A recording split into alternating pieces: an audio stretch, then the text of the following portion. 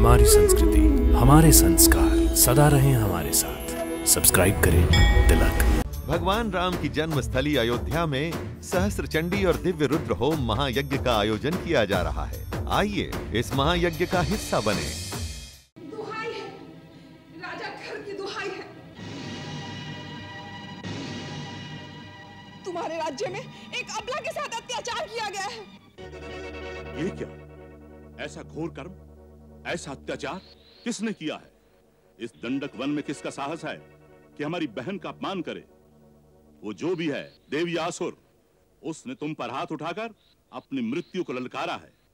उस अभागे का नाम बताओ बहन। राम और लक्ष्मण। राम और लक्ष्मण? हाँ, राम और लक्ष्मण दोनों भाई अयोध्या के राजा दशरथ के पुत्र हैं, जो मुनि वेशधारे एक सुंदर स्त्री के साथ गोदावरी नदी के किनारे बसने आए हैं, जिन्होंने मुझे अकेली देखकर मेरे साथ ये दुर्व्यवहार किया है। यदि तुम मेरे सच्चे भाई हो तो मेरे अपमान का उनसे बदला लो। मेरे इस घाव को उन दोनों के रक्त से धोया जाए, तभी मेरे मन को शांति मिलेगी।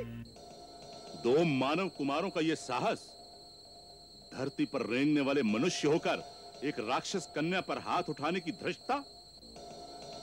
महाभट दूषण, दंडकारण्य का गुप्त समाचार रखने वाले और वीर अकंपन, वो कौन है जिन्हें महाबली वीर घर का डर नहीं? राजन, हो न हो ये वही अयोध्या के दो राजकुमार होंगे जो देश निकाला पाकर वनों में दर-दर भटकते फिर रहे हैं। दंडकारण्य के भीतरी भागों से यदा कदा समाचार आते रहे हैं कि दो क्षत्रिय कुमार तपोवन के ऋषियों की रक्षा कर रहे हैं। जो राक्षस उधर आता है वो उसे मार डालते हैं। सुना है उनके कारण राक्षसों ने तपोवन में ऋषियों का शिकार करना छोड़ दिया है। सुना है बड़े अद्भुत वीर हैं दोनों। कुछ वर्ष पहले विराट राक्षस का जो वध हुआ था वो उन्होंने ही किया था। महाबली विराट को मार डाला?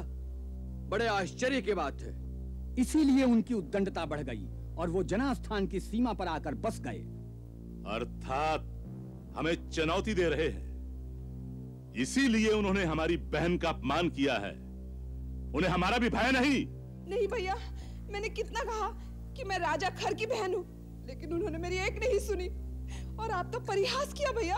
ये उनकी अंतिम भड़ास थी बहन। हम आज उन्हें यमलोक पहुंचाएंगे। कालभट्ट, अपने उन 14 सैनिकों से कहो कि वो पंचवटी की उस कुटिया का तिनका बिखेर दें।